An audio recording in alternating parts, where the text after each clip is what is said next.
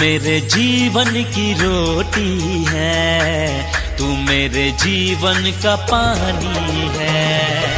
तू मेरे जीवन की रोटी है, तू मेरे जीवन का पानी है। खाता रहूं पीता रहूं, खाता रहूं पीता रहूं, तेरी ही महिमा गाता रहूं। तू मेरे जीवन की रोटी है, तू मेरे जीवन का पानी है। तू मेरे जीवन की रोटी है, तू मेरे जीवन का पानी है।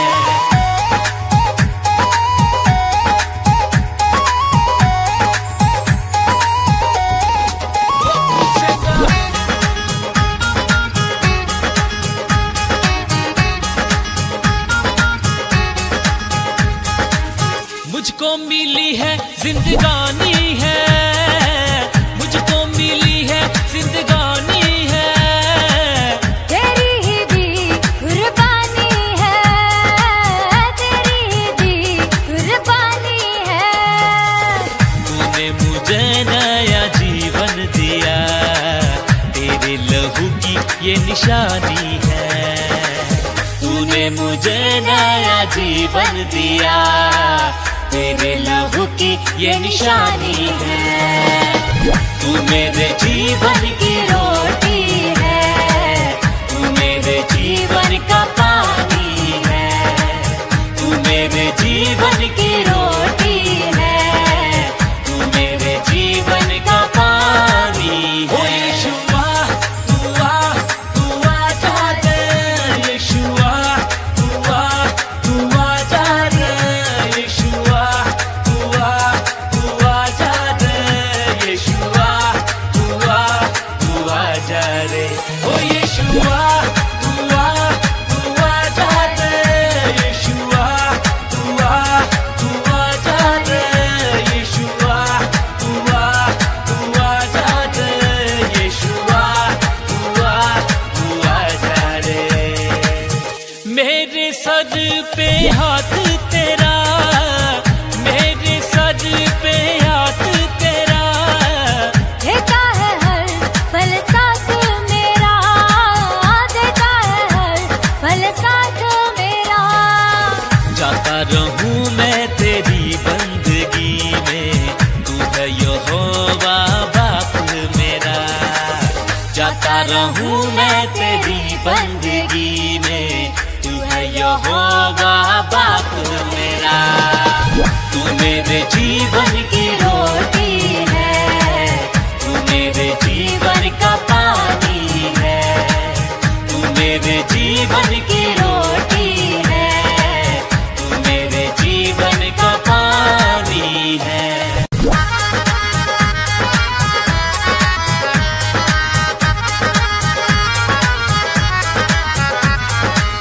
वादा किया उसने बख्शी के साथ, वादा किया उसने बख्शी के साथ। स्वर्गों में थामेगा यीशु मेरा हाथ, स्वर्गों में थामेगा यीशु मेरा हाथ। रखेगा वो मुझको दिल से लगा के, अपना बना लेगा मुझको मेरा बाप।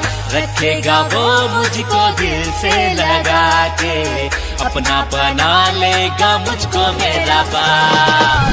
तू मेरे जीवन की रोटी है, तू मेरे जीवन का पानी है। तू मेरे जीवन की रोटी है, तू मेरे जीवन का पानी है। तू मेरे जीवन की रोटी है, तू मेरे जीवन का पानी है। प्रभु यीशु मसीह के मधुर नाम में सबको जय मसीह की। प्रार्थना भवन, संजय कोयला नगर, हाउस ऑफ प्रेयर, अमरा डंडी, अमलाई और यहोवा इरे प्रार्थना भवन शहडोल की ओर से आप सबको हार्दिक अभिनंदन करते हैं।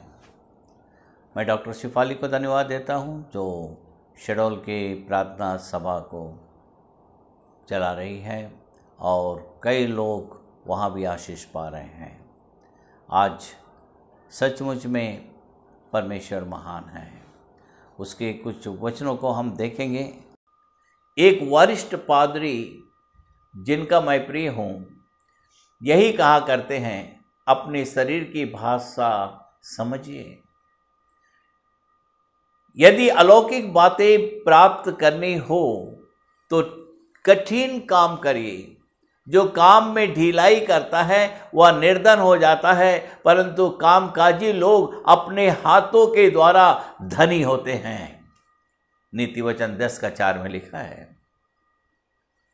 कोई भी अच्छी बात आसानी से नहीं प्राप्त की जा सकती है। ऐसा कभी ना सोचे कि आपके छोटे परिश्रम आपको छोटा सा फल देगा। कोई भी प्रयत्न जिसमें पूर्ण समर्पण नहीं है वह फल नहीं ला सकता है। आपका समय भी अत्यंत महत्वपूर्ण है। समय और ज्वार भाटा किसी की राह नहीं देखता। जैसे कि हम पैसों की बचत करते हैं और बाद में उसे उपयोग में लाते हैं, आप समय बचाकर बाद में उसको उपयोग में नहीं ला सकते। हमारा जीवन अत्यंत सीमित है। वह एक पानी के बुलबुले समान है, वह एक धुएं के समान है। आप समय को घुमा नहीं सकते। बहुतों को अपना युवा समय और उनका उत्तम समय अपनी व्यक्तिगत जीवन की लालसाएं निभाने के लिए चाहिए। वे ज़्यादा से ज़्यादा पैसा कमाना चाहते हैं ताकि उन्हें प्रसिद्धि मिले और इस तरह परमेश्वर की उनकी जीवन संदर्भ की योजना से वे दूर रहें। अपने जीवन का बहुमूल्य समय गर्व और घमंड में बिताना चाहते हैं और इस प्रकार अपने जीवन के अच्छे और खुशदिला मौके गंवा बैठे। स्वर्गीय बातों के बारे में सोचिए। सम्मानित जीवन पसंद कीजिए। अभी से अलौकिक बातों के बारे में विचार कीजिए। अपनी इच्छानुसार ना चलिए और दुष्टों के मार्ग से ना जाइए। आज ही निर्णय लीजिए, क्योंकि कल का अलौकिक विजय आज के निर्णय पर निर्भर है। सो आपके सारे अलौकिक बातें हासिल की। क्या ही धन्य है वह पुरुष जो दुष्टों की युक्ति पर नहीं चलता और न पापियों के मार्ग में खड़ा होता और न टट्टा करने वालों की मंडली में बैठता है, परंतु वह तो यहोवा की व्यवस्था से प्रसन्न रहता है और उसकी व्यवस्था पर रात दिन ध्यान करता रहता है। वह उस वृक्ष के समान है जो बहती नालियों के किनारे लगाया गया है और अपनी ऋतु में फलता है और जिसके पत्ते कभी मुरझाते नहीं। इसलिए जो कुछ वह पुरुष करे वह सफल होता है। भजनकार कहता, भजन संहिता 1 अध्याय का 1 वचन से 3 वचन तक। हमारी मिसेस कहती है, स्वीटी हमेशा बुद्धिमान लोगों के साथ संगति रखें। बुद्धिमानों की संगति कर। नीति वचन 13 अध्याय का 20 वचन में लिखा है, बुद्धिमानों की संगति कर तब तू भी और बुद्धिमान हो जाएगा, परंतु मूर्खों का साथी नाश हो जाएगा। हमें अपने आप को परिवर्तन करना है और बुद्धिमान लोगों के साथ संगति रखना है। बुद्धिमान लोग जिन्हें सेवकाई संबंधी बोझ है और जो खास हैं वे शायद यह सब गवा देंगे और बड़ी आत्मिक हार का सामना करना पड़ेगा यदि वे मूर्खों की संगति रखें। और वे लोग जो निष्कपट जीवन व्यतीत नहीं करते, वे जो परमेश्वर को डर के नहीं चलते और वे लोग जिन्होंने पवित्र जीवन व्यतीत करने के लिए अपने आप को समर्पित नहीं किया। ऐसी कहावत है, ना मुझे आपके मित्रगण बताइए और मैं आपको बताऊंगा कि आप कौन हैं। आप कौन है? हमें ऐसे लोगों से संगति रखनी है जिनका विश्वास शुद्ध हो, परमेश्वर को डर के चलने वाले हो और अच्छा आचरण हो और ऐसों का आदर सामने रखे और उनका मूल्यवान परामर्श ले। जो बातें हुई नहीं उनके संबंध में हमें चिंता नहीं करनी चाहिए।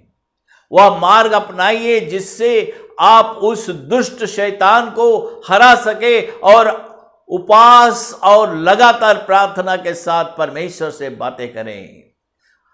हमारी पत्नी हमेशा ज्यादा से ज्यादा समय परमेश्वर के लिए देती है, उपवास रखती है, प्रार्थना करती है, जरा भी समय इधर उधर नहीं गंवाती है। प्रभु का वचन कहता है किसी भी बात की चिंता मत करो, परंतु हर एक बात में तुम्हारे निवेदन, प्रार्थना और विनती के द्वारा धन्यवाद के साथ परमेश्वर के सम्मुख उपस्थित किए जाए। फिलिपियों की पत्री 4 अध्याय का 6वां वचन में लिखा है, वह कंगाल को मिट्टी पर से और दरिद्र को धूरे पर से उठाकर ऊंचा करता है कि उसको प्रधानों के संग अर्थात अपनी प्रजा के प्रधानों के संग बैठाए। भजनकार कहता भजन संहिता 113 का 7 और 8 वचन में, भजन संहिता 114 का 8 वचन में लिखा है, वह चट्टान को जल का ताल और चकमक के पत्थर को जल का सोता बना डालता है। आपके दिल को और आपके जुबान को आपके अधीन रखें। नॉर्मन विंसेंट पिले ने ऐसा कहा, आपका मन एक साधन है जिसे आपके सेवा के लिए बनाया है, ना कि आपका नाश करने के लिए। जब अनियंत्रित होता है तो आपका मन आपको बड़ा नुकसान पहुंचा सकता है, पर जब नियंत्रण में हो तो आप में असाधारण शक्ति निर्माण कर सकता है। अपने को जानिए, अपने मन को नियंत्रण में रखें, ऊंची और आदरणीय बातों के विषय सोचें, ऊंचे निर्णय लीजिए, हार कभी ना माने। यदि आप दुर्बल हो, परमेश्वर जो तुम्हारे संग है वो महान है। परमेश्वर कहता है 2 कुरिन्ती 12 अध्याय का 9 वचन में, मेरा अनुग्रह तेरे लिए बहुत है क्योंकि मेरी सामर्थ निर्बलताओं में सिद्ध होती है। सो पौलुस कहते हैं, इस कारण मैं मसीह के लिए निर्बलताओं और निंदाओं में और दरिद्रता में और उपद्रवों में और संकटों में प्रसन्न हूं। 2 कुरिन्ती 12 अध्याय का 10 वचन में प्रेरित पौलुस का, आपके जवान से भी आपको सतर्क रहना चाहिए। कलीसिया में कुछ स्त्रियां एक दूसरे के प्रति ऐसी बातें कर देती हैं जो दूसरों को चोट पहुंचाती है और ज्यादा समय जो प्रार्थना में देना है वो अन्य बातों में देती है। यहां पे नीति वचन 13 अध्याय का 15 वचन में लिखा है, सुबुद्धि के कारण अनुग्रह होता है परंतु विश्वासघातियों का मार्ग कड़ा होता है। नीति वचन 13 अध्याय का 13 वचन में लिखा है, जो वचन को तुच्छ जानता है वह नाश हो जाता है, परंतु जो आज्ञा के डरवैयों को अच्छा फल मिलता है। आपके संबंध बनाए रखें। कृपा और सच्चाई तुझसे अलग ना होने पाए, वरन उनको अपने गले का हार बनाना। नीति वचन 3 अध्याय का 3 वचन से 4 वचन तक लिखा है, कृपा और सच्चाई तुझसे अलग होने ना पाए, वरन उनको अपने गले का हार बनाना और अपने हृदय रूपी पटिया पर लिखना, और तू परमेश्वर और मनुष्य दोनों का अनुग्रह पाएगा, तू अति बुद्धिमान होगा। 1 से 2 अच्छे हैं क्योंकि उनके परिश्रम का अच्छा फल मिलता है, क्योंकि यदि उनमें से एक गिरे तो दूसरा उसको उठाएगा, परंतु हाय उस पर जो अकेले होकर गिरे और उसका कोई उठाने वाला ना हो। फिर यदि दो जन एक संग सोए तो वे गर्म रहेंगे, परंतु दो उसका सामना कर सकेंगे। जो डोरी 3 धागे से बटी हो वह जल्दी नहीं टूटती। समुपदेशक 4 अध्याय का 9 वचन से 12 वचन तक घर में पढ़ लीजिए। प्रभु यीशु मसीह के वचन के अनुसार जिनका हृदय, शरीर और हालात बदले हैं, वे अलौकिक लोग बन सकते हैं। आज के जो बहुउपयोगी विद्युत शक्ति, विद्युत बल्ब, विद्युत पंखा, टेलीफोन, दूरचित्रण वाणी, मोटर गाड़ियां, हवाई जहाज, पनडुब्बियां इत्यादि लोगों ने ही उनका आविष्कार किया, जिनका प्रभु यीशु पर दृढ़ विश्वास था। यह वास्तविकता का कोई इनकार नहीं कर सकता। अपने आप को नीचा सोचकर यह अद्भुत जीवन क्यों बर्बाद करे? प्रिय वाचकगण, प्रिय श्रोतागण, आप इसी क्षण प्रभु यीशु मसीह के पास आइए। आगे आकर शांति, आनंद और अलौकिक ज्ञान पाइए जो उसका आपके लिए है। अपने सारे पापी बर्ताव और पापी मार्ग को बाजू में निकाल फेंको। अपनी प्रार्थनाओं में लगातार बने रहो। ऐसी कोई बात नहीं जो यीशु मसीह नहीं कर सकता। Everything is possible with God. Everything is possible with Jesus. Nothing is impossible to our Lord Jesus. हर एक रोकने वाली वस्तु और उलझाने वाले पाप को दूर करके वह दौड़ जिसमें हमें दौड़ना है, धीरज से दौड़े। इब्रानिया 13 अध्याय का 1 वचन में लिखा है। और विश्वास से हर बातें करने लगे। आपकी मेहनत व्यर्थ नहीं जाएगी, आप निश्चित जयवंत होंगे। आप अलौकिक व्यक्ति बनिए, अलौकिक बातें हासिल कीजिए। परमेश्वर इन वचनों के द्वारा आप सबको आशीष दे। आइए हम प्रार्थना करें। महान सामर्थी जीवित परमेश्वर, हम आपका धन्यवाद करते हैं आपके प्रेम, अनुग्रह और उत्तम आशीषों के लिए।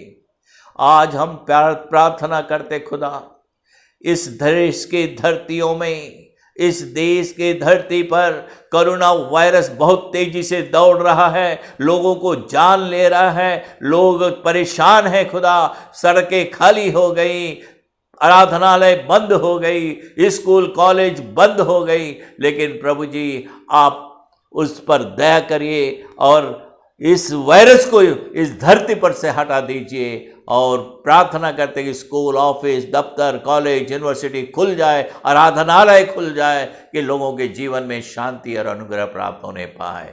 और प्रभु जी जितने लोग हमसे प्रार्थना करते हैं उन सबको तेरी चरणों में लाते खुदा, हर एक की ज़रूरतों को तू पूरी कर। आज हम विशेष करके प्रार्थना करते हैं लक्की शिनोरा मरबनांग के लिए, जो प्रभु जी पिछले दिनों में घर से गायब है। वो कहाँ गई अभी तक पता नहीं चला, लेकिन प्रभु जी तू अपने दूतों को भेज कर उसे घर वापस लेकर आ। और प्रभु जी हर परिवार में तेरी शांति आए। प्रार्थना करते हैं जो बीमार हैं खुदा, जो खांसी, सर्दी, जुकाम से भी बीमार हैं, उन सबको चंगाई दे। जो पढ़ रहे हैं उन्हें ज्ञान बुद्धि से भर दे। बच्चों को माता पिता का आज्ञाकारी बना दे। तेरा वचन हर एक के जीवन में कार्य करे। सारी महिमा आदर आपको देते हैं प्रभु जी। प्रभु यीशु के पवित्र नाम से हम प्रार्थना करते हैं, आमीन। सबको जय मसीह की। जय मसीह।